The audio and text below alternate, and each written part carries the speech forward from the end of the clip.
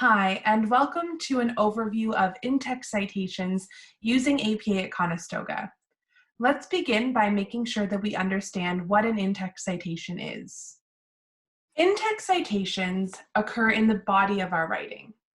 What this means is that anytime I include words or ideas from an outside source in my essay, I must include an in-text citation in order to signal to my reader that I got information from somewhere else. In other words, I'm giving credit to the original author. In-text citations, which we've highlighted in yellow on your screen, contain a few key pieces of information which allow our reader to go out and locate specifically where we got our research from. In-text citations also signal to our reader that we've done research, and so, in essence, they're adding credibility to our writing. Every in-text citation has a matching reference on the reference page, which is typically the last page of our paper. If you want more information on referencing, you can click the next video in this series. For now, let's focus on making sure that we understand exactly when we need an in-text citation. As discussed, in-text citations occur when we borrow words or ideas from a different source. When we borrow words from a different source, we signal this to our readers using quotation marks, and it's called quoting. When we use ideas or information from a different source, but we put it in our own words and in our own sentence structure, we call this paraphrasing.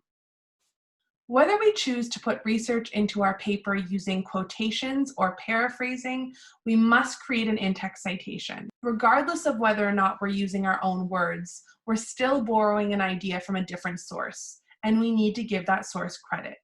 Now that we understand the importance of in-text citations, as well as when we should use them, let's explore what information we need to include in them. In-text citations contain three main components. These are the author, the year of publication, and typically the page number. If we don't have a page number available to us, say for instance we're using an online resource, we can instead use the paragraph number, and we signal this with the short form PARA. In some cases, we have neither page numbers nor paragraph numbers available to us. In that instance, it's completely appropriate to use a different indicator. For example, slide 11. These three pieces of information, author, year, and page number, make up the bulk of our in-text citations. Individual authors are referred to by their last name, also known as their surname or their family name. So for example, if I'm borrowing information from a book by Mary Poovey, I'm going to include Poovey in my in-text citation. Often, a source has more than one author. If my source has two authors, I include both of their surnames in my in-text citation. So if I'm reading a book by Isabel Armstrong and Virginia Blaine, I would include Armstrong and Blaine. Finally, if a source has three or more authors, I'm going to use just the surname of the first author. So for instance, if I'm borrowing information from a book by Hilary Fraser, Stephanie Green, and Judith Johnston, I'm going to use only the surname Fraser in my in-text citation, as well as the Latin abbreviation et al. This means that the source has additional authors, and they'll all be listed on the reference entry on my reference page. Some sources have no individual authors and are instead created by a group or an organization. In this case, we'd simply include the full name of the group. So for instance, the World Health Organization. In some instances, our source may not have a year. In this case, we can use the abbreviation N.D., which stands for no date.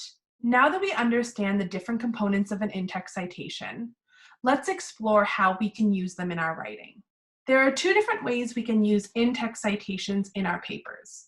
The first, a standard citation, occurs at the end of the sentence but before the period, and encloses all three pieces of information in brackets. The second citation type, called a narrative citation, occurs when we want to articulate the argument of a specific author.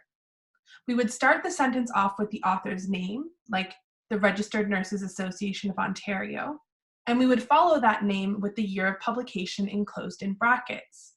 We would then go on to explain what it is that the Registered Nurses Association of Ontario is arguing. And when we finish that sentence, capturing our research, we would include the page number or the paragraph number in brackets before the period.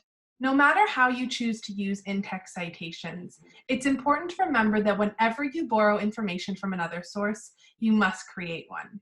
If you're still struggling with in-text citations, read all about them on our new APA Conestoga website.